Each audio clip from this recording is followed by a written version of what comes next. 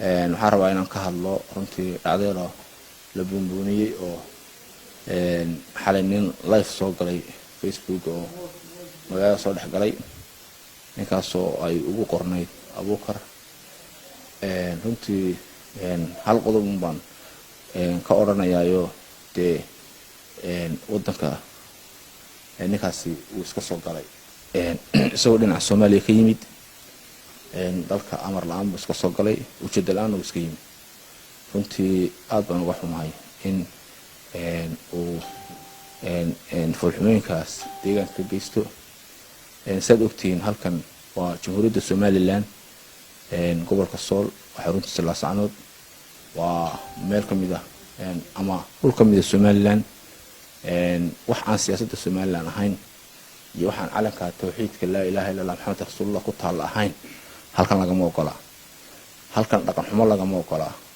halkan hablo intii la soo sawiro oo la dhex fadhiisto oo de laga ma ogolo diinteena islaamka inaga mamnuucday cid kasto isaga la mid ah iyo cid kasto noociisa ah waxaan uga digaynaa inay ujeedada la'aan halkan iska timaado oo intay shirar waaweyn oo balansato boqolaal qof community ay tiraahdo community-ga meelaha kala hadlay publica meeshan dawlad baa ka jirta nidaam baa ka jira wuxuu leeyahay irid laga soo galo albaab laga soo galo leeyahay hadii guriga daaqada looga soo dhaco qofka ka soo dhaco tuug marka in laga soo galo leeyahay nidaam buu leeyahay marka la soo galiyo deegaanka la imaanayo marka la doonayo in barnaamijyo waaweyn lagu qabsado oo bulsho la balansado qofku intuu iska yimaado ma oran karo waxaan doonaa iska sameynaya waliba isagoo siyaasadda kala xambaarsan waxaad arkaysaa ninkaas calankii Soomaaliya huwana waxaad arkaysaa ololaha siyaasadda farmaajo ku jiray waxaad arkaysaa isagoo u ololeynaya Puntland iyo hawlaheeda de kala ujeedana kala siyaasad baana kala ujeedana kala siyaasad baana kala dawladana